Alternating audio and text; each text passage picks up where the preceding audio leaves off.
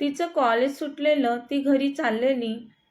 तिला रस्त्यात माणसांचा घोळका दिसला म्हणून तिने तिची स्कूटी थांबवली. ती त्या माणसांच्या घोळक्यात शिरली तर आतमध्ये रक्ताच्या थारोळ्यात एक मुलगा बेशुद्ध पडलेला. सर्व लोक बघ्याची भूमिका घेत होते. मदत कोणच करत नव्हतं त्या मुलाला.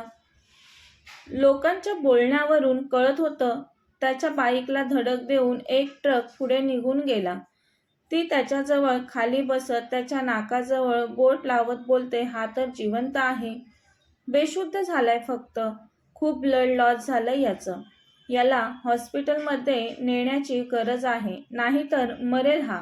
अहो काका दादा, याला आपण दवाखान्यात नेऊयात. ती जमलेल्या लोकांना बोलते, नाही नको, ही पोलीस केस आहे. नको ती रिस्क कोण घेणार? आणि डॉक्टरांकडे नेताना याला वाटेत काही झालं तर आपल्यावरच येईल सगळं. पोलीस आल्यावर बघतील याचं काय करायचं ते. हे पोलिसांचं काम आहे. जमलेले लोक बोलले, दादा प्लीज, पोलीस येतोपर्यंत मरेल हा. सर्वच लोक एकमेकांकडे पाहू लागतात. काही लोक बोलतात, नसत्या भानगडीत कशाला पडायचं, म्हणून तिथून निघून जातात. त्यातीलच 2 वयस्कर लोक पुढे येतात. एक व्यक्ती बोलतो, मुली, खरंच पोलीस येतोपर्यंत हा मुलगा मरेल. याला आपण माझ्या कारमध्ये घेऊन जाऊयात हॉस्पिटलमध्ये. ती, हो काका चला बोलते. ते 2 व्यक्ती त्याला पकडून कारमध्ये ठेवतात. ती तिची स्कूटी रस्त्याच्या बाजूला एका छोट्या टपरीसमोर उभी करून बोलते, दादा लक्ष ठेवा माझ्या स्कूटीवर, मी परत येतोपर्यंत. हो दीदी, ठेवतो लक्ष, तो टपरीवाला माणूस बोलतो.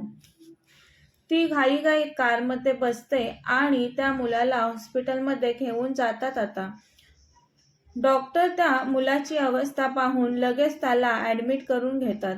त्या 2 व्यक्तींमधील एक व्यक्ती बोलतो, खरंच देवाचा अवतार आहेत हे डॉक्टर, नाहीतर पोलीस आल्याशिवाय अशा केसला डॉक्टर हात लावत नाहीत. सिस्टर येते बाहेर, या मुलाचं खूप ब्लड लॉस झालंय. त्याला बाहेरून ब्लड चढवावं लागेल. तुम्ही ब्लडची व्यवस्था करा. त्या मुलीला सिस्टर बोलते. ती ब्लड तोंडातल्या तोंडात पुटपुटते. सिस्टर तिला विचारात हरवलेलं पाहून बोलते, ओ ताई, तुम्ही नातेवाईक लागता ना पेशंटच्या? ती मुलगी पटकन नाही बोलते. त्यांच्या नातेवाईकांना बोलवून घ्या मग लवकरात लवकर. सिस्टर थोडा आवाज चढवूनच बोलते. सिस्टर पुढे पुन्हा बोलते, पेशंटकडे जास्त वेळ नाही. त्याचे नातेवाईक येतोपर्यंत खूप उशीर होईल. तेवढा वेळ नाही थांबू शकत आपण. तुलाच त्याच्या ब्लडची व्यवस्था करावी लागेल. हॉस्पिटलमध्ये आजच नेमकं बी पॉझिटिव्ह ग्रुपचं ब्लड संपलंय. बी पॉझिटिव्ह ब्लड, ती स्वतःशीच बोलते. सिस्टर, माझा बी पॉझिटिव्ह ब्लड ग्रुप आहे, मी देते ना. देवच पावला, सिस्टर बोलते. चल लवकर, तुझं ब्लड चेक करून घेते मी. सिस्टर तिचं ब्लड चेक करून तिचं ब्लड त्या मुलाला चढवते. ते 2 व्यक्ती अजूनही तिच्यासोबत हॉस्पिटलमध्ये असतात. ती ब्लड देऊन बाहेर त्यांच्याजवळ येते. दीदी, या मुलाच्या भावाने कॉल उचललेला. बराच वेळ ते कॉल लावत होते पण त्या मुलाचा भाऊ कॉल उचलत नव्हता. तो निघाला हॉस्पिटलमध्ये यायला. येईलच तो थोड्या वेळात. आम्ही निघतो आता. थँक्यू काका, खूप मदत झाली तुमची, ती बोलते. तू कशाला थँक्स बोलतेस? तूही मदतच केलीस की त्या मुलाला. आपण ज्या समाजात राहतो त्याविषयी आम्ही थोडी बांधिलकी जपली एवढंच, बाकी काही नाही, बोलून ते दोघेही निघून जातात. ती थांबलेली तिथे. त्याच्या शुद्धीत येण्याची वाट पाहत होती ती. तो शुद्धीत आल्याशिवाय ती जाणार नव्हती तिथून. सिस्टर तिला आवाज देते, ओ ताई, तुमचा पेशंट शुद्धीवर आला. जा भेटा पेशंटला, बोलून सिस्टर निघून जाते. ती लगेच घाईघाईत त्याच्या जवळ जाते. कसं वाटतंय आता तुला? तो त्रासिक भाव चेहऱ्यावर आणत खूप वेदना होत आहेत बोलतो. मला तू घेऊन आली का हॉस्पिटलमध्ये? तो विचारतो तिला. ती हो बोलते. तू खूप मदत केलीस मला. नर्सने सांगितलं सगळं मला. थँक्स दी, बोलतो तो तिला. माझ्या ब्रोला कळवलं का? तिने नव्हता कॉल केला. नक्की कोणाला कळवलं माहिती नाही, ती म्हणाली. माझ्यासोबत आणखी दोघे तुझ्या मदतीसाठी आलेले, त्यांनी कळवले तुझ्या घरी. येतील लवकरच तुझ्या घरचे, काळजी नको करूस. बरं, आता रात्र झाले, माझ्या घरचे माझी वाट पाहत असतील, मी येऊ का? ती विचारते त्याला.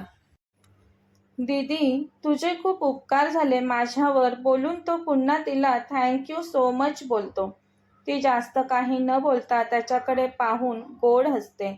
इट्स ओके बोलते आणि जाण्यासाठी वळते तर तो, दीदी 1 मिनिट, तुझं नाव तरी सांगून जा. इतका वेळ मी तुला नाव नाही विचारलं. ती हसून त्याच्याकडे पाहत, शुभ्रा नाव आहे माझं, बोलून निघून जाते. ती गेल्यावर त्याचा ब्रो हॉस्पिटलमध्ये मोठमोठी पावलं टाकत धावत पळत येतो. सनी, कसा आहेस? अतिशय काळजीने विचारतो तो. किती वेळा सांगितलं तुला, बुलेट नको नेत जाऊस कॉलेजला, कारने प्रवास कर, पण ऐकायचं नसतं तुला. बाजी, हॉस्पिटलचं बिल पे कर, तो त्याच्या करारी भारदस्त आवाजात बोलतो त्याच्यासोबत असलेला बाजीला. बाजी हो बॉस बोलून तिथून जातो. प्रताप ब्रो, मी ठीक आहे आता, सनी बोलतो. सर्व हाडं मोडून बसलायस आणि म्हणतोयस मी ठीक आहे, प्रताप कठोर आवाजात बोलतो. तसा सनी नजर चोरू लागतो. कोण घेऊन आलं तुला हॉस्पिटलमध्ये? ते भाई, सनी बोलत असतो तेवढ्यात बाजी बॉस आवाज देत पुन्हा येतो. काय झालं प्रताप, विचारतो त्याला. बॉस, हॉस्पिटलचं बिल पे केलंय. कोणी केलं? प्रताप विचारतो. यांना घेऊन एक मुलगी आलेली, तिनेच केलं, बाजी सनीकडे पाहत बोलतो. तसा प्रताप त्याच्या भिवया उंचावतो. मनातच प्रताप मुजुमदार कोणाचे उपकार नाही ठेवत. बाजी, त्या मुलीला हॉस्पिटलच्या बिलाच्या 10 पटीने पैसे परत कर. तुला माहिती आहे ना मला कोणाचे उपकार नको असतात म्हणून. बाजी येस बॉस बोलतो आणि निघून जातो. हॉस्पिटल काउंटरवरून बाजी पुन्हा प्रतापजवळ येऊन बोलतो, बॉस, त्या मुलीने तिचं नाव पत्ता काहीच सांगितलं नाही. सनी पटकन बोलतो, शुभ्रा नाव आहे ब्रो तिचं. ब्रो, तिने तिचं ब्लड मला देऊन माझा जीव वाचवलाय. तसा प्रताप आश्चर्याने, काय म्हणतो? ब्लड दिलं तिने तुला? प्रताप बोलून मनातच बोलतो, असं अनोळखी लोकांसाठी कोण एवढं करतं? हो ब्रो, तिने तिचं ब्लड मला दिलं. खूप चांगली आहे ती. बाजी, ऐकतोस ना? प्रताप बाजीला बोलतो. येस बॉस, बाजी बोलतो. तिच्या उपकारांची परतफेड लवकरात लवकर झाली पाहिजे, लक्षात येतंय ना बाजी? बाजी होकारार्थी मान हलवतो. सनी, निघूया आपण आता. इथून पुढची ट्रीटमेंट तुझ्यावर घरी होईल. ते दोघे त्याला घरी घेऊन जातात. शुभ्रा घरी येते. तिचे आई बाबा काळजीत असतात. रात्रीचे 11:30 वाजलेले तिला घरी पोचायला. किती उशीर शुभ्रा, तुझा फोन कुठे आहे? नेहमीप्रमाणे स्विच ऑफ झाला असेल तो, तिचे बाबा चिडून बोलतात. ती स्वतःच्याच डोक्याला टपली मारत जीभ दाताखाली घेत हो बाबा हळू आवाजात बोलते.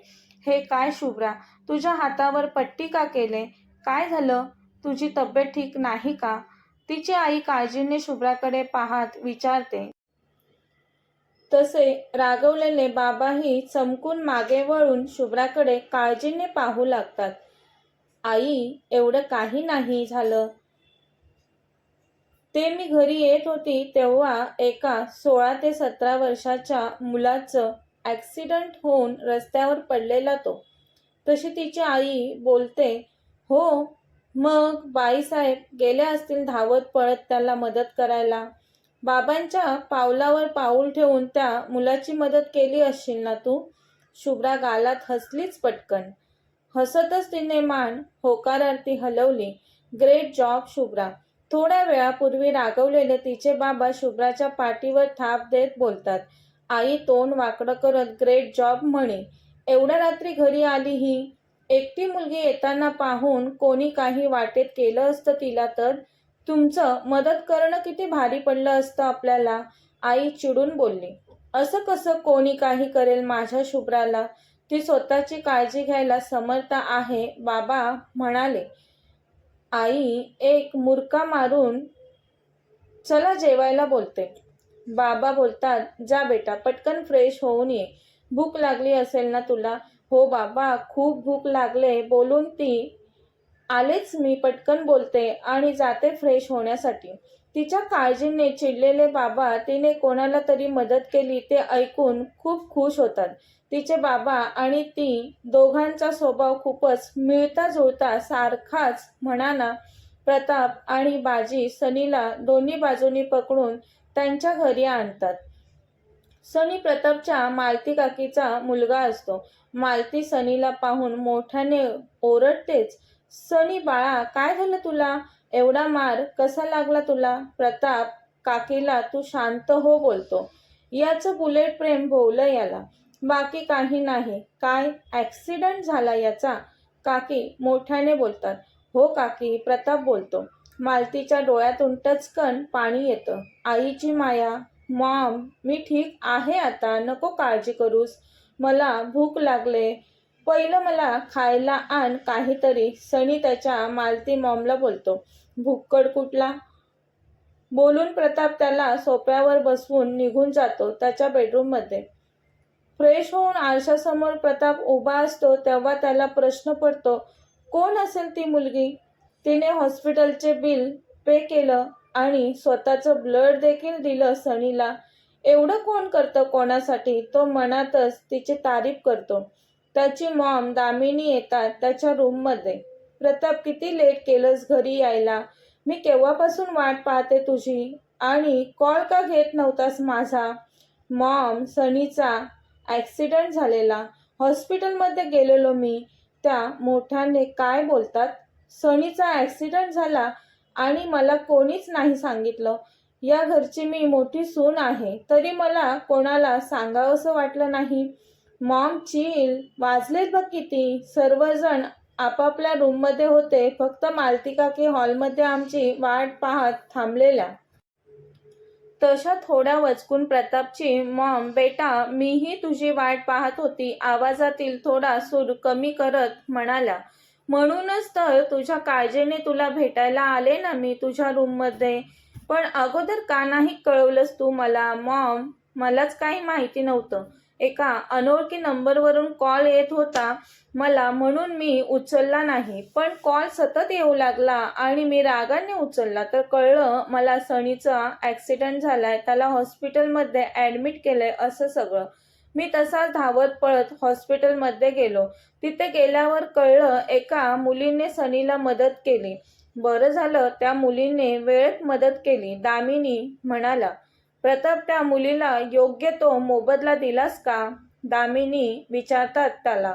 तो नाही ना मॉम बोलतो.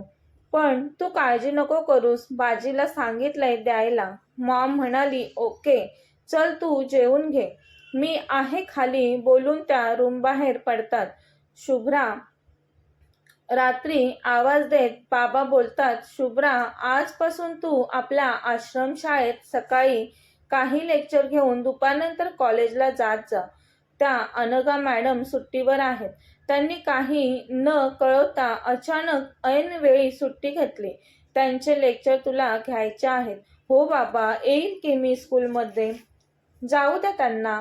सुट्टीवर गेल्या त्या तर काहीतरी अर्जंट असेल त्यांना, नाहीतर अशा अचानक सुट्टीवर नसत्या गेल्या त्या.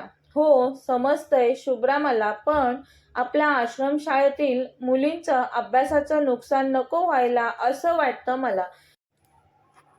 नाही होणार बाबा, मी घेईन लेक्चर. शुभ्रा तयार होऊन तिच्या बाबांसोबत मुलींच्या आश्रमशाळेत जाते.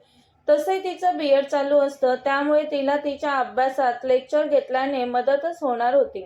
तिला टीचिंग फील्डमध्ये करिअर घडवायचं तिचं स्वप्न आहे.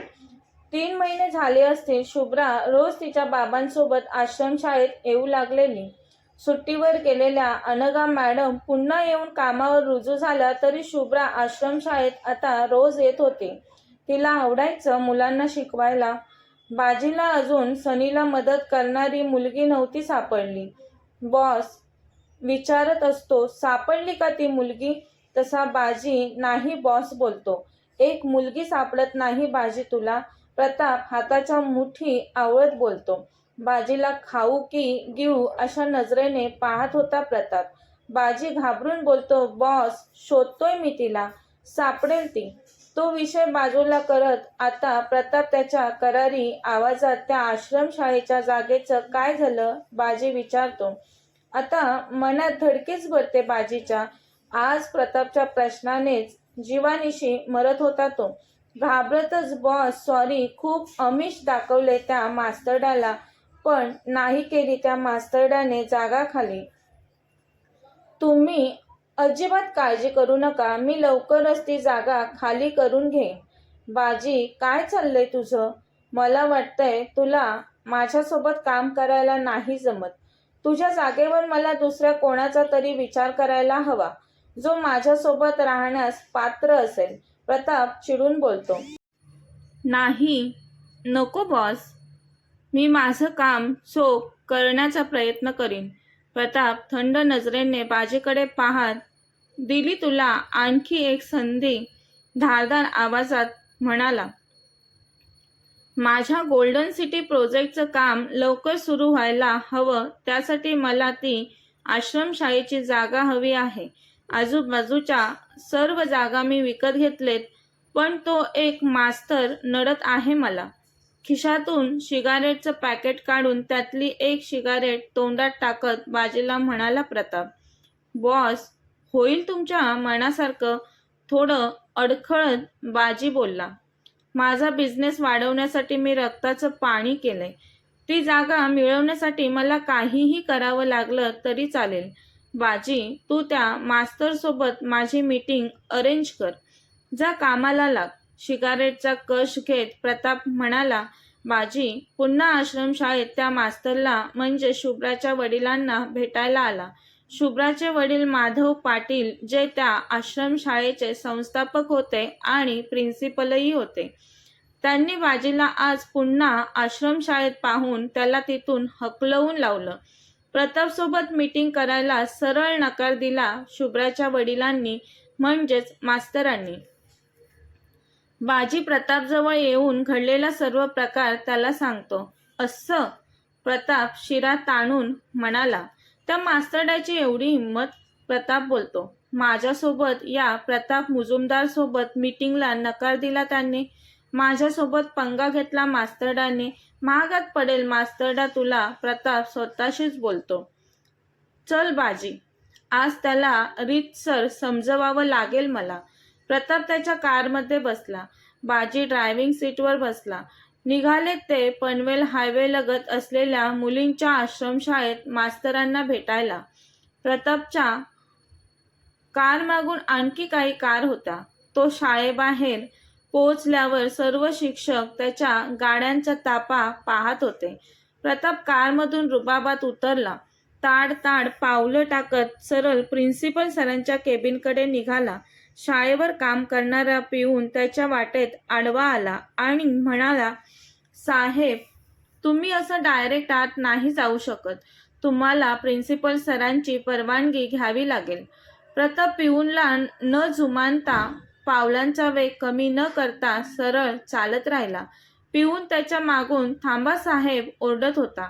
प्रताप आता प्रिन्सिपल सरांच्या ऑफिसमध्ये येऊन धडकला. प्रिन्सिपल सर, काय चाललं हे अतिशय रागाने ओरडतात. पिऊन बोलतो. सर, यांना मी खूप थांबवण्याचा प्रयत्न केला, पण हे ऐकतच नाहीत माझं. सर बोलतात. रामा, तू जा, मी पाहतो यांच्याकडे. रामा खाली मान घालून निघून जातो. कोण तुम्ही? सर विचारतात. बाजी बोलतो. यांना कोण नाही ओळखत सर. हे प्रताप माधव मुजुमदार आहेत. खूप मोठा माणूस आहेत हे सर. मी तुम्हाला विचारले का? प्रिन्सिपल सर बाजीवर नजर रोखून बोलतात. बाजी प्रतापकडे पाहत प्रिन्सिपल सरांना नाही सर बोलतो. प्रिन्सिपल सर आल्या पावली निघा तुम्ही, मोठ्याने प्रताप आणि बाजीला बोलतात. तुम्ही ज्या कामासाठी इथे आला ते कधीच शक्य नाही, या जन्मी तरी नाही. आणि तसंही आता तुमच्याशी बोलायला मला वेळ नाही. माझं लेक्चर आहे आता. प्रताप सरळ जाऊन त्यांच्या समोरच्या खुर्चीत रुबाबात बसला. मास्तर, तुम्हाला वेळ नसेल तरी माझं म्हणणं काय आहे ते ऐकावं लागेल. माझा एक एक क्षण किती किमती आहे हे कळलं ना तुम्हाला तर आकाशात दिवसा तारे दिसतील तुम्हाला. प्रिन्सिपल सर खुर्चीतून उठत म्हणाले, तुमच्याशी माझं काही एक देणं घेणं नाही. तुम्हाला सांगितलं एकदा की कळत नाही का? निघा म्हटलं मी तुम्हाला. मला नाही बोलायचं तुमच्यात तरी माझ्यासमोर निर्लज्जासारखे बसलात तुम्ही. काही वाटतं की नाही तुम्हाला? सेल्फ रिस्पेक्ट नावाची गोष्ट पण असते मिस्टर प्रताप. प्रताप रागाने हाताच्या मुठी आवळतो. मनातील राग घुटकत बोलतो, मास्तर बसाव. कशाला उगीच गळा फोडताय? मी मनाशी पक्क ठरवून आलोय. आज मी जे काम करायला आलोय ते पूर्ण करूनच जाईल. त्याशिवाय मी इथून जात नसतो मास्तर. बोलतच तो पायांवर पाय ठेवत रुबाबात बसतो. त्याची बसण्याची पद्धत पाहून मिस्टर प्रताप बोलत सर आणखीनच चिडतात. हे पहा, मी शेवटचं सांगतो तुम्हाला, मला बोलायचं नाही तुमच्यात.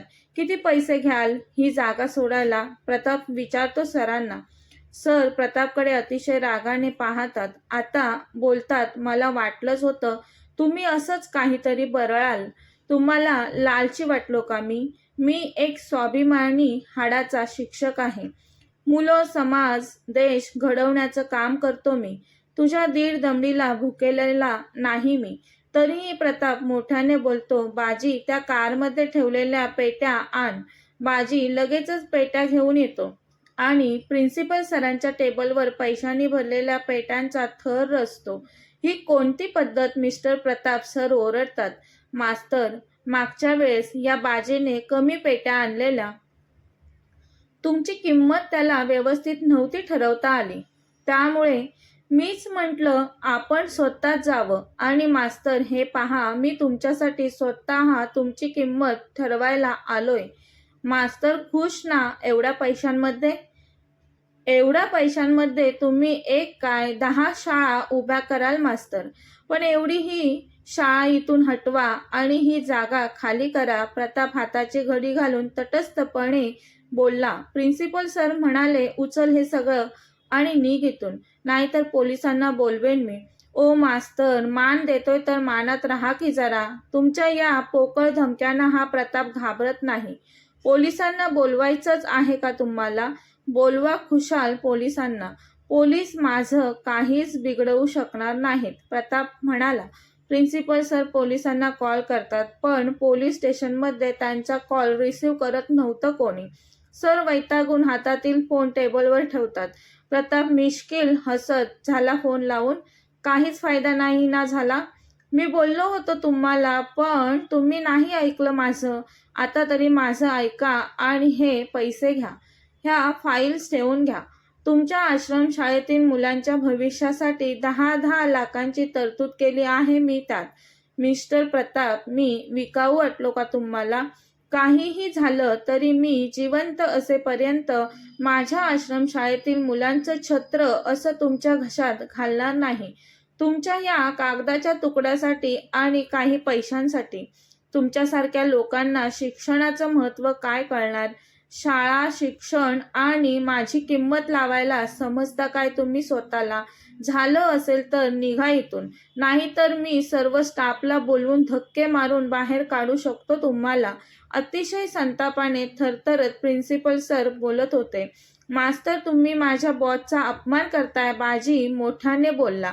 प्रतापकडे पाहत सर कुस्तीकपणे बोलतात, यांना मान कळतो? खरंच तुझ्या बॉसला मान कळत असता तर इतका वेळ मी यांचा अपमान करून हे इथे थांबले नसते. प्रिन्सिपल सरांचं बोलणं ऐकून प्रताप ताडकन उभा राहिला. मास्तर, खूप ऐकून घेतलं तुमचं. मला किती मान आहे हे तुम्हाला दाखवतोच मी आता. नाही तुम्ही माझ्या पायावर तुमचं नाक रगडलं तर माझं प्रताप नाव नाही लावणार. प्रताप जसं बोलतो तसंच करतो. माझे शब्द लक्षात ठेवा मास्तर. सरांना बोट दाखवत तोऱ्यात निघून जाऊ लागला प्रताप. बाजी चल, बोलला तो. सर बोलतात, हे कोण घेऊन जाणार? माझा टेबल खाली करा, मागून मोठ्याने बोलले ते. मागे फिरून जळजळीत कटाक्ष टाकला प्रतापने आणि झपाझप पावलं टाकत निघाला तो. बाजीने सर्व पेट्या कारमध्ये ठेवल्या. बाजी, या मास्तरड्याची सर्व माहिती काढ. 2 दिवस आहेत बाजी तुझ्याकडे. 2 दिवसात मला कळायला हवं यांच्याबद्दल सर्व काही. माझ्याकडे जास्त वेळ नाही. गोल्डन सिटी प्रोजेक्टचं काम चालू करायचं आहे मला. इन्व्हेस्टर मागे लागलेत काम कधी चालू करताय म्हणून. या एका मास्तरड्यामुळे माझा गोल्डन सिटी प्रोजेक्ट रखडलाय बाजी. नाही या मास्तरड्याला जन्माची अद्दल घडवली तर बापाचं नाव नाही सांगणार. स्टेअरिंगवर हात आपटत खुनशीकपणे प्रताप बोलला. बॉस खूपच भडकलाय ते पाहून बाजी एकदम चूप होतो. कुठे कधी शांत बसायचं हे बाजीला बरोबर ठाऊक होतं. मागील काही वर्षांपासून प्रताप सोबतच काम करत होता बाजी. त्यामुळे प्रतापची नस जाणत होता तो. आता या मास्तराचं काहीच खरं नाही बाजी मनातच बोलला. पुरता कामातून जाईल मास्तर आता बाजी विचार करत होता. शुभ्रा येते तिच्या बाबांना सांगायला, बाबा मी कॉलेजला चालली म्हणून. प्रिन्सिपल सर म्हणजेच शुभ्राचे बाबा प्रताप समोर जरी स्वतःला खूप खंबीर तटस्थ दाखवत असले तरी त्यांना माहिती होतं प्रताप हा मुरलेला बिझनेसमॅन आहे ते. त्याच्या फायद्यासाठी तो कोणत्याही थराला जाऊन काहीही करू शकतो. ते कपाळावर आलेला घाम रुमालाने पुसत असतात. शुभ्रा आल्यावर ती पाहते वडिलांना पॅनिक झालेलं. त्यांना त्या अवस्थेत पाहून शुभ्रा बोलते, बाबा काय झालं तुम्हाला बरं नाही वाटत का? ती टेबलवरचा पाण्याने भरलेला ग्लास बाबांसमोर धरते. तिचे बाबा एका गोटात ग्लास रिकामा करतात. नेहमी टेन्शन फ्री हसतमुख राहणारे तिचे बाबा आज एवढे घाबरलेले आणि टेन्शनमध्ये का ती विचार करू लागते. बाबा तुम्ही एवढे का घाबरलात? सांगा ना मला लवकर. शुभ्रा बाळा काही नाही. जा तुला कॉलेजला जायचं आहे ना, जा तू. मी ठीक आहे. तुला लेट होतंय. नाही बाबा मी नाही जात कॉलेजला. तुम्हाला असं टेन्शनमध्ये पाहून या अशा अवस्थेत तुम्हाला इथे सोडून मी कशी कॉलेजला जाऊ बाबा? अगं बाळा मला नाही काही झालं. थोडं अस्वस्थ वाटत होतं मला. मी आता ठीक आहे. जा तू कॉलेजला. मला काही त्रास झाला तर मी तुला कॉल करून बोलवून घेईन मग तर झालं. आणि शुभ्रा इथे काय घडलं यातलं घरी तुझ्या आईला काही सांगू नकोस बरं. नाही तर उगाचच ती टेन्शन घेत बसेल. ठीक आहे बाबा पण तुम्ही काळजी घ्या आणि तुम्ही शांत राहा आता. शुभ्राला आज कॉलेजला जाऊ वाटत नव्हतं बाबांना अशा अवस्थेत सोडून. पण बाबा तिला कॉलेजला जा म्हणून बोलत होते सतत. मग ती जाते कॉलेजला निघून. इकडे बाजी शुभ्राच्या वडिलांची फाईल बनवूनच प्रतापच्या टेबलवर ठेवतो.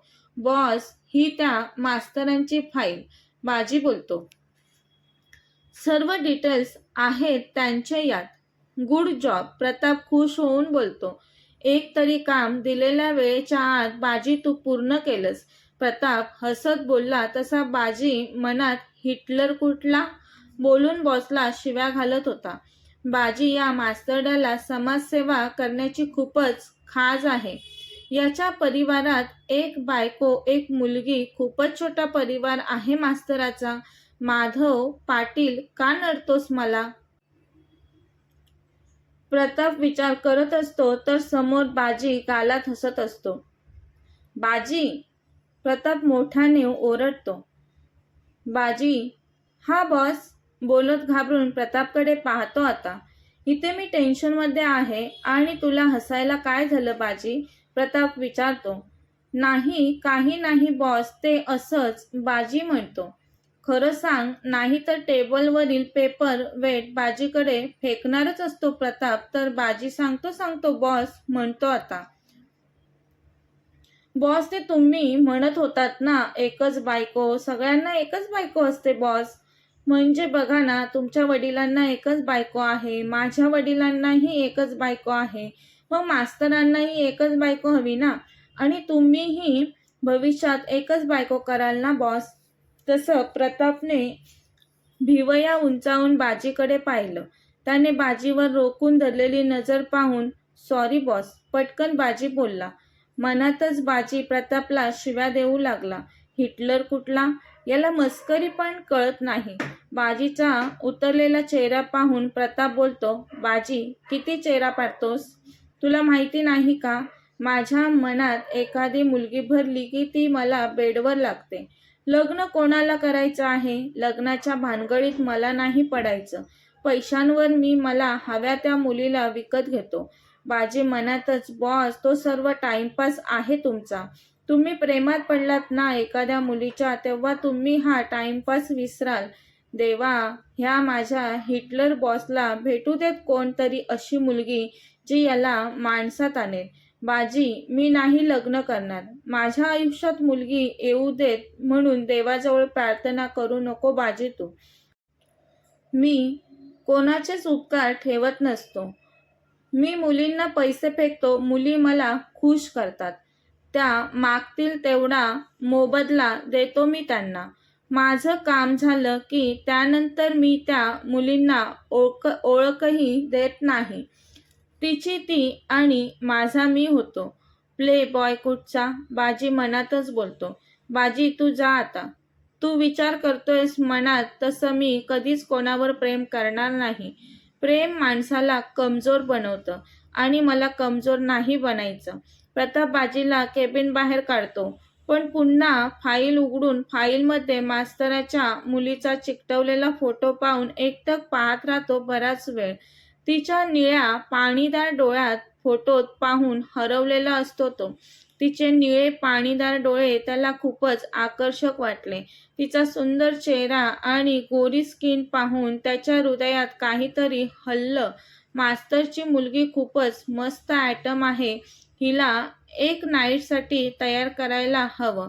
काय विचार करतोय मी, असं स्वतःशीच बोलून प्रताप त्याच्याच विचारांवर विचार करायला लागला. तो मास्तर किती स्वाभिमानी आहे आणि समाजसेवकही. त्याने त्याच्या मुलीवरही तसेच संस्कार केले असतील. ती नाही हाताशी लागणार माझ्या. शिवाय एकुलती एक त्या मास्तरड्याची मुलगी आहे ती. तिचा नान नको. प्रताप स्वतःशीच बोलतो. सोड तिचे विचार. एज्युकेशन बीएड म्हणजे तिलाही बापासारखंच मास्तरकी पुढे चालवायचे आहे. मास्तर जरी टपकला तरी ती आहेच ती शाळा पुढे सांभाळायला. मास्तराने पुढची पिढीही चांगली सेट केलेली दिसते. तुझ्या तर तो रागात मुठी आवळतो. फाईलचं पुढचं पान उघडतो. आता त्याचे डोळे मोठे होतात. धीरज अग्रवाल, बिझनेसमॅन, त्याच्यासोबत तिची एंगेजमेंट झालेली. धीरज अग्रवाल म्हणजे त्याचा कट्टर दुश्मन. या धीरजसोबत हिची एंगेजमेंट झाले. बिझनेसमध्ये धीरजच्या वरचढ असायचा प्रताप नेहमी. धीरजच्या हाती तो कोणतंच प्रोजेक्ट लागू देत नव्हता कधीच. प्रतापने त्याच्या वडिलांच्या बिझनेसमध्ये लक्ष घातल्यापासून धीरज अग्रवालचा बिझनेस पोखरायला प्रतापने सुरुवात केलेली. मलाच सर्व प्रोजेक्ट डील मिळायला हवीत अशा प्रवृत्तीचा होता प्रताप. त्याला समोरच्याला हरवण्यात खूप मजा येत असे. ही मास्तरची एवढी सुंदर मुलगी धीरज अग्रवालची बायको होणार या विचाराने त्याच्या काळजात तळवार खुपसल्यासारखं झालं त्याला. जल्लस, खूपच जल्लस फील करायला लागला तो. धीरज अग्रवाल, तू एंगेजमेंट तर केलीस, पण लग्न कसा करतोस या मुलीसोबत ते मी पाहतोच. Shubhada, Shubhada nice name. तो तोंडातल्या तोंडात पुटपुटला. शुभ्राचं म्हणायचे सगळे शुभदाला आवडीने. त्यामुळे शुभदा हे नाव फक्त रजिस्टरवर होतं. बाजी, प्रताप आवाज देतो. बाजी धावतच येतो. काय झालं बॉस, विचारतो प्रतापला. बाजी चल निघूयात, जायचं आहे आपल्याला. कुठे बॉस? बाजी हलक्या आवाजात विचारतो. त्या मास्तरड्याला झुकवायला. प्रताप कुस्तिकपणे म्हणतो. तो कशी ती जागा आपल्याला देत नाही ते पाहायचं आहे मला. बॉस, आपण आश्रमशाळेत भेटलो ना त्यांना. काय झालं? त्यांनी अपमान केला तुमचा. आता पुन्हा अपमान करणार नाहीत ते कशावरून? सोडा ना बॉस त्या मास्तरांचा विषय. सामान्य माणसं आहेत ती. त्यांना नको त्रास द्यायला एवढा.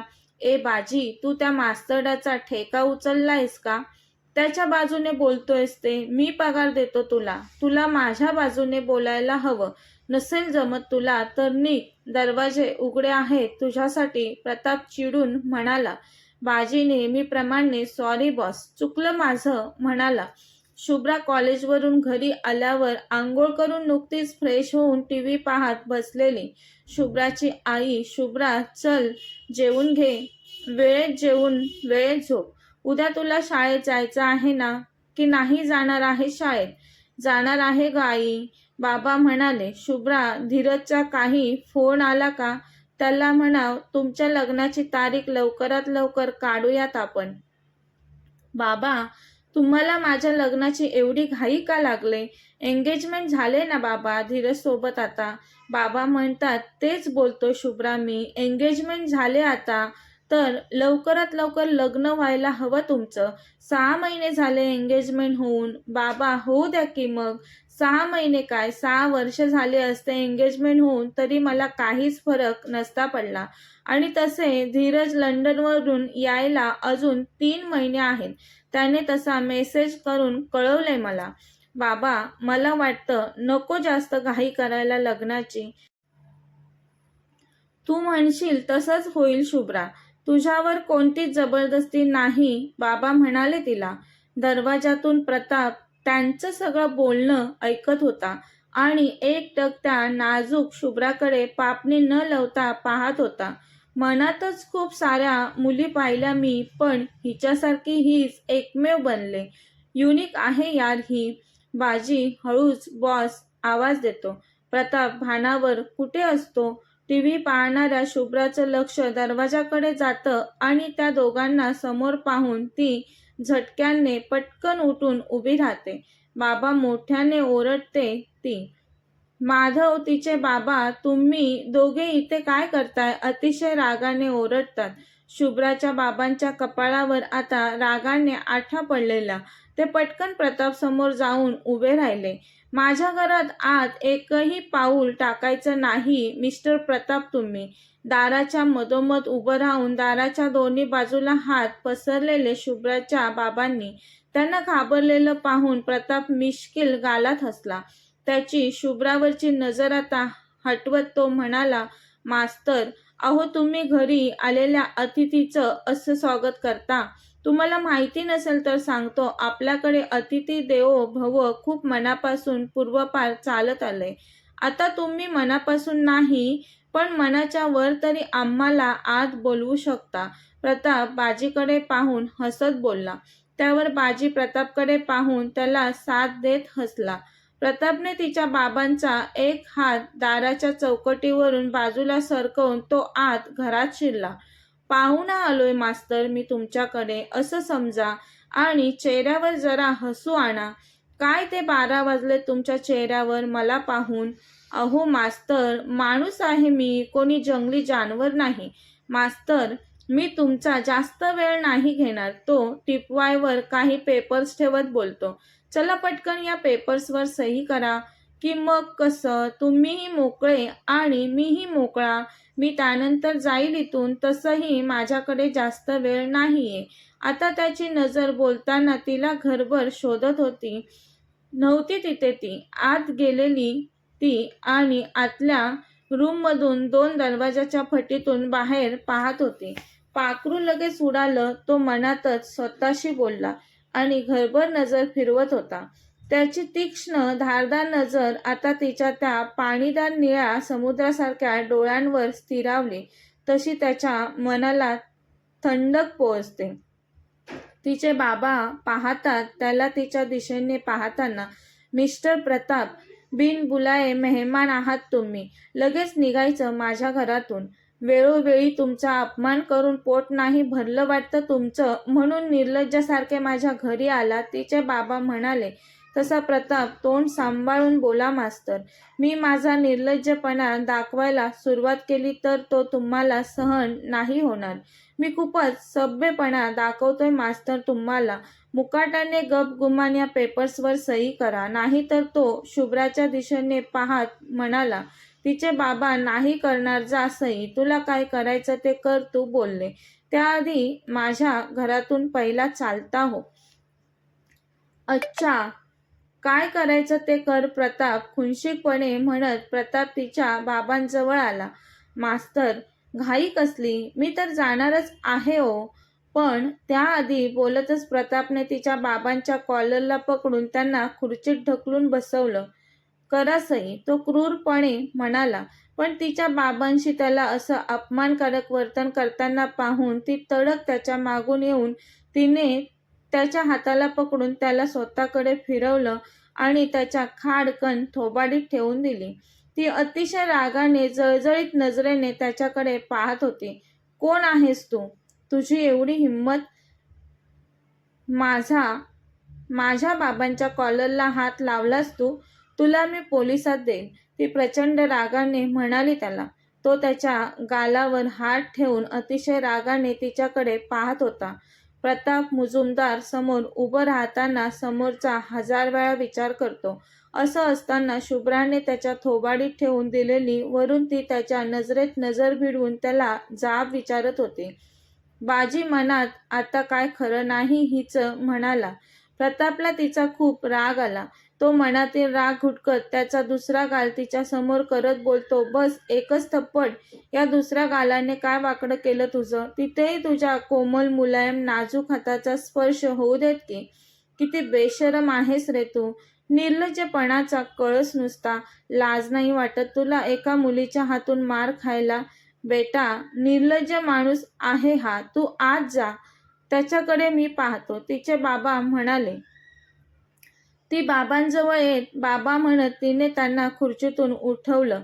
तिचे बाबा संतापाने थरथरत होते नुसते. बाबांची अवस्था पाहून ती प्रतापला बोट दाखवत म्हणाली, ए निघ माझ्या घरातून, नाहीतर काय करशील? तो तिच्याकडे पाहत तिला चिडवत हसत म्हणाला, कसा जात नाहीस तू आमच्या घरातून ते मी बघतेच. थांब तुला दाखवतेच आता माझा हिंगा. बोलत ती त्याच्या अंगावर धावून येत असते तर तिचे बाबा तिचा हात पकडून तिला मागे खेचतात. आम्हाला का त्रास देतोयस? काय हवंय तुला? ती म्हणाली त्याला. तो तिला खालून वरपर्यंत न्याहाळत म्हणाला, आलो होतो आश्रमशाळेच्या पेपर्सवर मास्तरांची सही घ्यायला, पण त्यासोबत तुला घेऊन जायला आवडेल मला. तसे शुभ्राचे बाबा प्रताप बोलत त्याच्या अंगावर धावून गेले. माझी मुलगी काय तुला बाजारातील विकाऊ वस्तू वाटली काय? माझा जीव की प्राण आहे ती. तिच्यावर तुझी घाणेरडी नजर टाकलीस ना तर तुझे डोळे बाहेर काढीन मी. प्रतापवर धावून आलेल्या तिच्या बाबांना बाजीने मागच्या मागे पकडलेलं. तरी तिचे बाबा प्रतापच्या अंगावर धावून जाण्यासाठी झटपट करत होते आणि प्रतापकडे पाहून रागाने चिडून बोलत होते. बाबांना पकडलेलं पाहून ती ओरडते, सोडा, सोडा माझ्या बाबांना. तिची आईही आता किचनमधून बाहेर येते आणि तीही ओरडू लागते, सोडा यांना. प्रताप त्या दोघींकडे पाहून हसत असतो. मास्तर, किती हा राग. काय अवस्था झाली तुमच्या बायको आणि मुलीची. पहा तरी किती काळजी करतायत त्या दोघी तुमची आणि तुम्ही त्यांची. मुलीच्या काळजीने घाबरलात ना मास्तर तुम्ही? हातही नाही लावला अजून मी तुमच्या मुलीला. शहाण्यासारखी सही करा बरं लवकर या पेपर्सवर, नाहीतर आज रात्री माझ्या बेडवर असेल ही मला खुश करायला. प्रताप, मास्तर रागाने ओरडले. ओरडू नका तुम्ही. स्वतःहून नाही पाठवलं हिला माझ्याकडे तरी मी काय करू शकतो याचा अंदाज असेल तुम्हाला, प्रताप म्हणाला. तशी शुभ्रा त्याच्या अंगावर धावली. ती पुन्हा त्याच्या थोबाडीत ठेवणारच असते आता तर प्रताप तिचा हात हवेत पकडतो. तसाच तिचा हात तिच्या मागे पिळगटतो जोरात आणि तिच्या कानाजवळ त्याचा चेहरा आणत हळूच बोलतो, हा प्रताप मुजुमदार एकच संधी देतो आणि मी ती तुला दिलेली. आता नाही संधी उरली तुझ्याकडे. आता गप्प बसायचं. मी म्हणेल तसंच करायचं. तिचा नाजूक हात त्याने इतक्या जोरात पिळगटलेला तर ती रडायला लागली. तिचे आई बाबा दोघेही मोठ्याने ओरडत होते, सोडा माझ्या मुलीला. सोडतो पण एका अटीवर. आणि माझी अट माहितीच आहे मास्तर तुम्हाला. सही करा आणि तुमची मुलगी लगेच तुमच्याजवळ. शुभ्रा म्हणते, बाबा नाही. तिचे बाबा हातात पेन धरून सही करायला जात असतात तर ती मोठ्याने ओरडली, बाबा नाही. तुमचं स्वप्न आहे आश्रमशाळेतील मुलींना त्यांच्या पायावर उभं करणं. प्लीज बाबा सही नका करू तुम्ही. तरी तिचे बाबा सही करायला जात असतात. शुभ्रा त्यांना थांबवण्यासाठी बोलते, बाबा हा मुद्दाम आपल्याला घाबरवतोय, तुम्ही पेपर्सवर सही करावी म्हणून. प्रत्यक्षात याच्यात काहीच धमक नाहीये बाबा. तिचे बाबा तिच्या काळजीने पेपर्सवर सही करण्यासाठी आता पेन टेकवतात तर ती मोठ्याने बोलते, बाबा तुम्हाला माझी शपथ, प्लीज सही नका करू, मला काही नाही होणार. काय करणार आहे हा, ती त्याच्याकडे पाहत म्हणते, तुमच्या एका मुलीसाठी तुम्ही आपल्या आश्रमशाळेतील शेकडो मुलींना बेघर करून शिक्षणापासून वंचित ठेवणार आहात का बाबा? ती तिच्या बाबांकडे पाहत म्हणाली. तसा तिच्या बाबांनी हातातील पेन लगेच फेकून दिला. बाबा म्हणाले, मी माझ्या मुलीवरच्या प्रेमात थोड्या वेळासाठी स्वार्थी झालेलो, पण आता मी नाही सही करणार. तसा तो शुभ्राचे लांब सडक केस पकडून तिचे केस जोरात ओढतो. माझ्या हातातोंडाशी आलेला घास तुझ्यामुळे माझ्या तोंडात नाही गेला. आता तुझी काय अवस्था करतो मी ते बघ तू, तो म्हणाला तिला. तशी ती त्याच्या धमकीला मनातून घाबरते, पण त्याला तसं न दाखवता बोलते, काय करशील गुंड मवाली कुठचा? तुझी लायकी लोकांना घाबरवून त्यांना फसवण्याचीच आहे. वाईट काम करणं हा धंदा आहे तर तुझा. कोणाला गुंड बोललीस तू? तो तिच्या केसांवरची पकड आणखी घट्ट करत म्हणाला. आई ग, कळवळली ती. अहो सोडायला सांगा ना आपल्या मुलीला. तिची आई तिच्या बाबांजवळ येत म्हणाली. किती हाल करतोय तो तिचे. आपल्या शेकडो मुलींना वाचवायचं असेल तर आपल्या एका मुलीला हे कष्ट सहन करावे लागतील वसू, आणि तसंही आपण आपल्या मुलीला खूप कणखर बनवलंय. ती करेल व्यवस्थित सर्व. अहो काय करेल, आपली एवढीशी फुलासारखी नाजूक लेक हात चुरगळून टाकेल माझ्या लेकीला, तिची आई रडत बोलली. तिच्या बाबांनी तिच्या आईला पकडलेलं. वसू, तुझी एकच लेक आहे का? आपल्या शाळेतील मुली तुझ्या लेकी नाहीत का? त्यांचं भविष्य हा खराब करायला निघालाय. अहो पण आपली, तिची आई बोलतच असते तर तिचे बाबा तिला, शांत हो वसू, तुझ्या मनाची अवस्था कळते मला, बोलतात ते. यांच्या मुलीला एवढा त्रास देऊन मास्तर काही बोलत नाही आणि पेपर्सवर सही देखील करत नाही. ते पाहून प्रताप मोठ्याने ओरडतो, बाजी, बाहेर उभ्या असलेल्या गुरुजींना आत बोलव. गुरुजी क्षणात आत येतात. प्रताप त्याच्या मनगटाला असलेला काळा धागा काढून पटकन तिला काही कळण्या अगोदरच तिच्या गळ्यात बांधतो. गुरुजी मंगळाष्टका सुरू करा. गुरुजी पटकन मंगळाष्टका बोलायला सुरुवात करतात.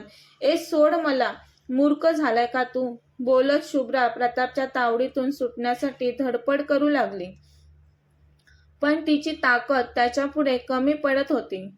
तिचे आई बाबा ओरडत होते, सोड माझ्या मुलीला. काय पोरखेळ चालवला आहेस तू? माझ्या मुलीचं लग्न ठरलंय, एंगेजमेंट झाले तिची, तिचे बाबा म्हणाले त्याला. प्रताप हसत असतो मोठ्याने. तसे तिचे बाबा हताश होत, मिस्टर प्रताप, सोड माझ्या मुलीला. तुमची दुश्मनी माझ्याशी आहे. माझ्या मुलीला असं वेठीस धरू नका तुम्ही. मास्तर, अजूनही वेळ गेलेली नाही.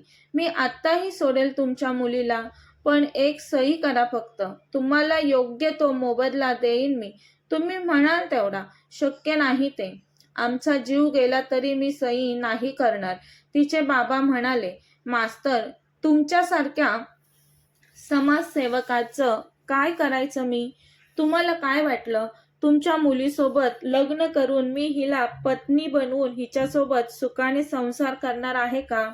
अजिबात नाही मास्तर. असं का करेन मी, तेही तुमच्या मुलीसोबत?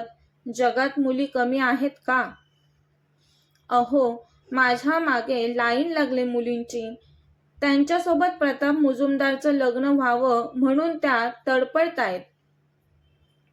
तुमच्या मुलीची लायकी तरी आहे का माझ्यासमोर उभं राहण्याची? का तुमची लायकी आहे?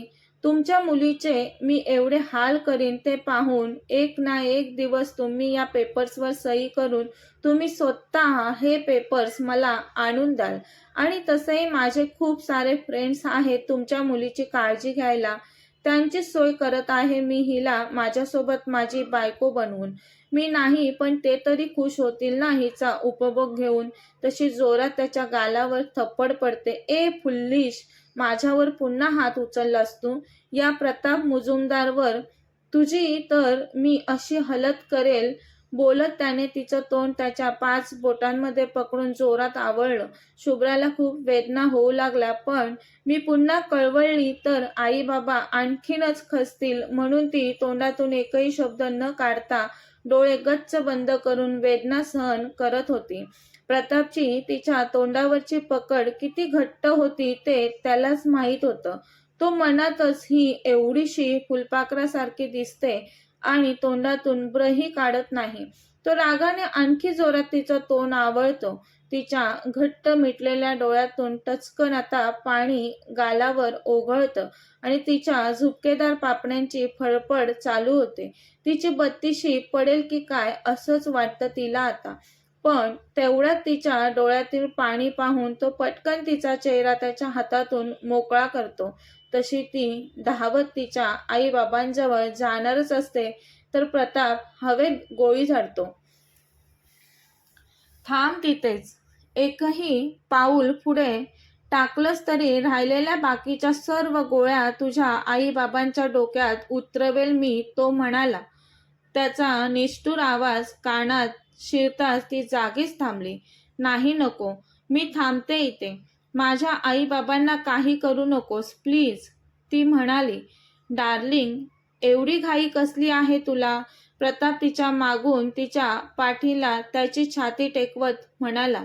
तिच्या कानाजवळ चेहरा नेत बोलला तो. तुझ्या बाबांनी पेपर्सवर सही केली की तू पुन्हा तुझ्या आई बाबांजवळ येऊन राहू शकतेस. माझी काहीच हरकत नाही. पण तू तेव्हा आता एवढीच पवित्र असशीलच अशी खात्री नाही देऊ शकत मी तुझ्या आई बाबांना आणि तुलाही. बोलतच तो तिच्या गालावर ओठ टेकवणारच असतो तर ती त्याच्यापासून एक पाऊल पुढे सरकते. तिच्या गालावर पडणारे त्याचे गरम श्वास तिला खूपच किळसवाणे वाटत होते म्हणून तो गालात खुनशिकपणे हसला. तिचे आई बाबा त्याच्याकडे अतिशय रागाने बघत होते. अहो, असे काय पाहत आहात तुम्ही दोघे? आता ती तुमची फक्त मुलगी नाही तर माझी बायको सुद्धा आहे. मला हवं ते करू शकतो मी तिच्यासोबत. मला हवं तसं मी वागूही शकतो तिच्यासोबत. तुमचं काही ऑब्जेक्शन नसेल त्यावर खात्री आहे माझी. तुम्ही फक्त तुमच्या आत्ताच झालेल्या जावयाला खुश करण्यासाठी पेपर्सवर सही करा. आम्ही नाही मानत तुझं हे लग्न आणि तुला आमचा जावई. असं लग्न असतं का कुठे? मंगळसूत्र नाही, 7 फेरे नाही, फक्त मंगळाष्टका बोललं की झालं लग्न, तिचे बाबा मोठ्याने बोलतात. अहो मास्तर, तुमची इच्छा असेल थाटामाटात लग्न करण्याची तरी मी नाही येणार वरात घेऊन तुमच्याकडे तुमच्या दारात. तुमची लायकी माझ्या पायाच्या धुळी एवढीही नाही मास्तर. तुझी लायकी काय आहे रे गुंड, ती तरी सांग, कळू देत मला, ती त्याच्याकडे पाहत म्हणाली. तुला मी माझ्यासोबत घेऊन जाणारच आहे ना, मग कळेलच तुला माझी लायकी. धीर धर जरा बायको. ए मूर्ख, मला बायको म्हणायचं नाही. मी तुझी बायको नाही, तिची आई बोलते. तिचं लग्न ठरलंय हो, ती दुसऱ्याची अमानत आहे. प्लीज सोडा माझ्या मुलीला. प्रताप बोलतो. सासूबाई, तिचं लग्न ठरलंय असं बोलताय ना तुम्ही? अहो, मी तर इथे तुमच्यासमोर तुमच्या मुलीशी आत्ताच लग्न केलंय. आता ती माझी प्रॉपर्टी आहे. मास्टर पेपर्सवर सही करत तोपर्यंत तुमच्या मुलीचे हाल करण्यासाठी, तिला कष्ट देण्यासाठीच फक्त मी तिच्याशी लग्न केलंय, तिच्यावर प्रेम करण्यासाठी नाही. मनापासून मी तिला माझी बायको मानत नाही सासूबाई. तुम्हाला जमलं सासूबाई तर समजवा तुमच्या मिस्टरांना आणि पेपर्सवर सही करायला लावा तेवढी त्यांना. जेवढी लवकर पेपर्सवर सही तेवढ्या लवकर तुमची मुलगी तुमच्यासोबत तुमच्या घरी. तिची आई रडत हात जोडते मी तुमच्यासमोर. प्लीज माझ्या मुलीला सोडा. तिच्याशी असं वागू नका. लग्न ठरलंय हो तिचं. तिच्याशी असं दुष्ट वागू नका. तिची आई प्रतापसमोर हात जोडून त्याला गयावया करत असते. पण त्याचा प्रतापवर काहीच परिणाम होत नव्हता. तो निर्विकार चेहरा ठेवून त्यांच्यासमोर उभा होता. तो म्हणतो, ही एवढीशी फुंकर मारली तरी हवेत उडेल. हिच्यासोबत कोण तयार झालं लग्न करायला? सुंदरही नाही ही, आवडली तरीही कोणाला एवढी कुरूप मुलगी? प्रताप मुद्दाम चिडवत शुभ्राकडे पाहत म्हणाला, खरं तर पहिल्याच नजरेत त्याला ती खूप आवडली. अशी लावण्याची खाण नजरेस पडल्यावर आणि त्याच्या समोर असताना तो तिला हातचं जाऊ थोडं देणार होता. तसंही एखादी मुलगी, एखादी चांगली गोष्ट असेल तर ती स्वतःलाच मिळायला हवी अशाच वृत्तीचा होता तो. पेपर्सवर तिच्या वडिलांनी सही जरी केली असती तरी प्रतापने शुभ्राला हातचं कधीच जाऊ दिलं नसतं. आज तो मनाशी पक्क ठरवून तिला स्वतःसोबत घेऊनच जायला आला होता. त्याच्या मनात नसतानाही तिच्याशी कठोर, निष्ठुर वागावं लागत होतं त्याला. मी सुंदर असो नाही तर कुरूप असो, तुला काय त्याचं? तू कोण लागतोस माझा? आणि माझ्याबद्दल असं बोलणारा आहेस कोण तू? माझ्या होणाऱ्या नवऱ्याला आवडले ना मी, बस. मी खुश आहे माझ्या होणाऱ्या नवऱ्यासोबत. तो तुझ्यासारखा गुंड नाही, खूपच प्रामाणिक आणि एक चांगला माणूस आहे आणि खानदानी पण आहे. माझ्यावर खूप प्रेम करतो तो. बायको, थांबशील का जरा? तुझ्या न झालेल्या नवऱ्याविषयी झालेल्या नवऱ्याला ऐकवतेस.